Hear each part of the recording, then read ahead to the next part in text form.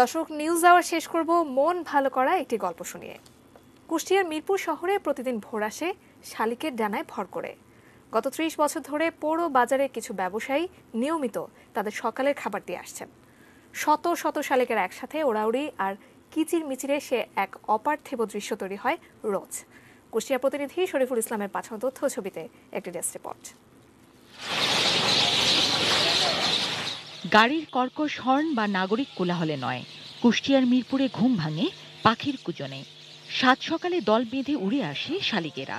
তাদের উৎফুল্ল ডানার ঝাপটানিতে তরঙ্গিত হয়ে ওঠে ভোরের আকাশ। কেউ ওদের তাড়িয়ে দেয় না, ভয় দেখায় না, বরং আগের দিনের খাবার দাবার ছড়িয়ে দেয়া হয় তাদের উদ্দেশ্যে। মানুষের খাবার দিয়ে দারুণ একটা নাস্তা সেরে মনের আনন্দে তারা উড়ে যায় দিনের রুটিনে। আর এই ঘটনা হঠাৎ নয়, গত ৩০ বছর ধরে চলে আসছে। মিরপুর বাজারের কয়েকজন পাখিপ্রেমীর উদারতায় প্রতিদিন দেখা যায় এরকম মন ভালো করা দৃশ্য। আমার খুব ভালো লাগে পাখিদেরকে খাওয়াতে।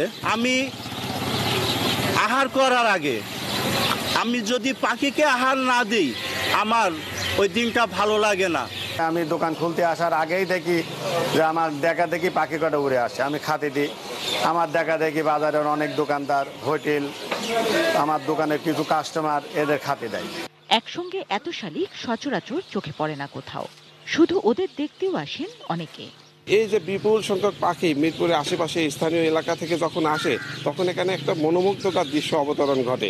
সকালবেলা এই পাখিগুলো দেখে আসলে সবাই এটা বিমোহিত হয় এবং আনন্দকর পরিস্থিতির সৃষ্টি হয়। এটা খুবই আমাদের ভালো লাগে এবং এটা আমরা এনজয় করি। আর কেবল চোখের সৌন্দর্য আর মনের আনন্দই নয়, একেবারে বাস্তবের দুনিয়াতেও কাজে লাগে পাখিরা।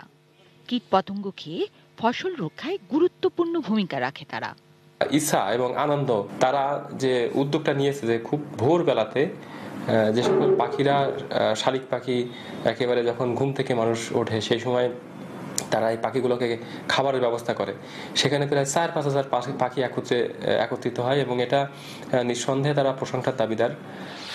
জিনিয়া ইসলাম, ডেস্ক রিপোর্ট, 18 নিউজ।